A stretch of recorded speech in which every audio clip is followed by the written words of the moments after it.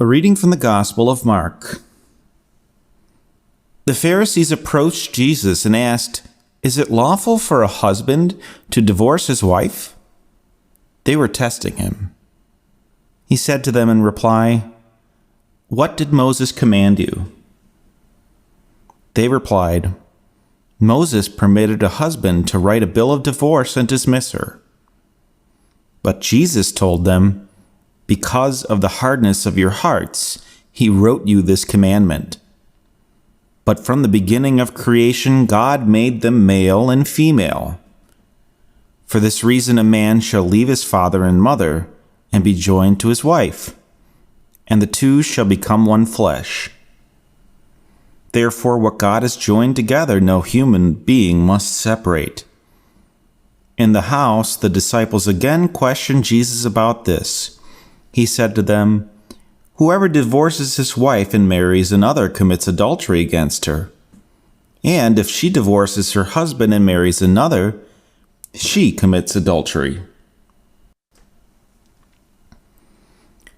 Today's gospel is another indication of Jesus' intelligence, specifically how he can follow Jewish law while taking it a step further, all without violating the law.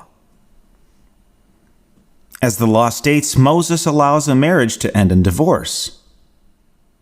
However, Jesus essentially says that it was out of necessity and not because that's how God wanted it. Almost like Moses gave in to human weakness.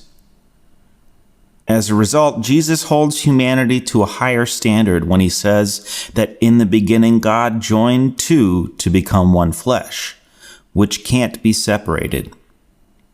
So in a perfect world, once a marriage occurs, on earth it never ends.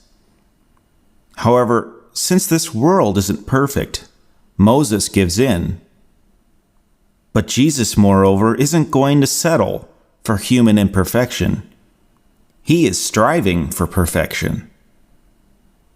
He communicates to us God's passion for the world as it was always meant to be.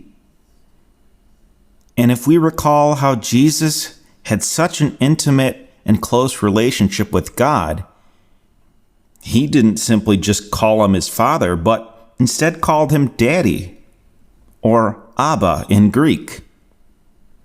This closeness allowed him to really see the world in its purest state. Whereas Moses probably saw the world on a more human and imperfect level.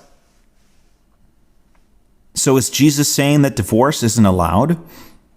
Because he's smarter than everyone else, he finds a way to answer the question without really answering it. He acknowledges what the law says, but takes it a step further and holds us to a higher standard.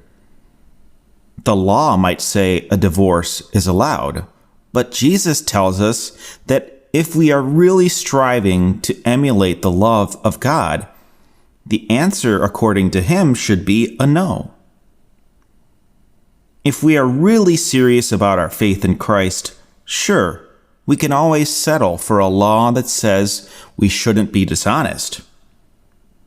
But if we take it a step further, shouldn't we strive to not even contemplate being dishonest in the first place?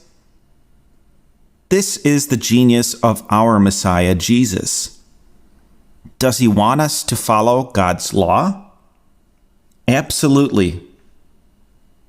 But should we stop there? Absolutely not.